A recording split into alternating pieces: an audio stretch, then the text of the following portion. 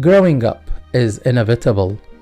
No matter how much we want to hold on to our childhood, life is going to move forward.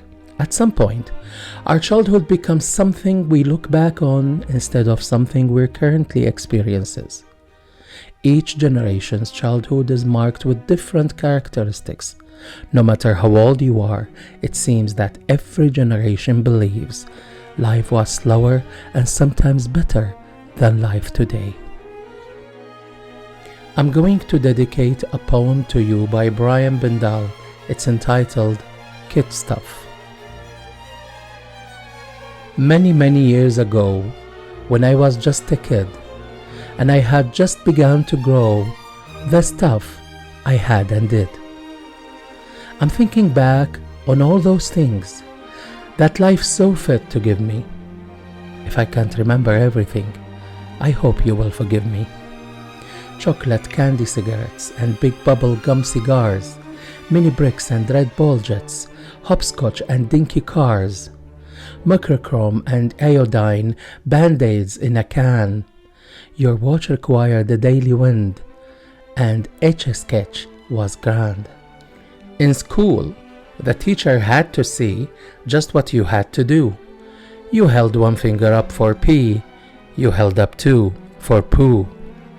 Marbles, slinkies, Lincoln logs, kerplunk and pickup sticks. With yo-yos you could walk the dog, and ice cream came in bricks. Arrows all had suction cups, and guns and rolls of caps. Paddle balls and Tonka trucks, big red lips were wax. Bumps on heads, being black and blue, was minor when compared to being sick with cold or flu. Have fun, you're not prepared to. Measles, mumps and chicken pox always seemed to flare. They opened up Pandora box and caught us unaware. With medicine and care from mum, our time in bed was cut, but I cannot remember anyone allergic to a nut. Nancy Drew and Hardy Boys, and also Brothers Grimm. But Mark Twain was my pride and joy, I never could resist him. Hide and seek and tag were there, new energy we found. No more teachers' cons to bear when summer came around. PF Flyer running shoes, steel roller skates had keys. There were phone booths we could use if there's emergencies. Rolling down a greasy hill in parks was a delight.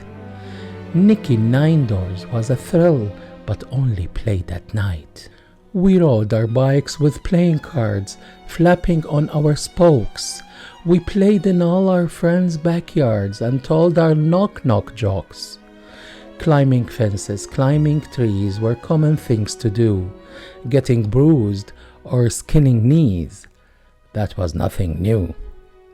Two-wheel scooters, kiddie cars. We had soapbox rallies, baseball teams and monkey bars, and close by bowling alleys. In winter, there were snowball fights and snow forts for protection, and when a bitter wind would bite, few kids raised objection. Speeding down a snowy slope on sleds and blown up tires. Is it too steep? We all said nope. We wanted to go higher. In our teens were Levi jeans, duck ponytails, sock hops were a common scene, where dancing would prevail. Bobby socks and podal skirts and continental slacks, white buck shoes and fancy shirts, guitars and whaling wax. Computers. What on earth were they?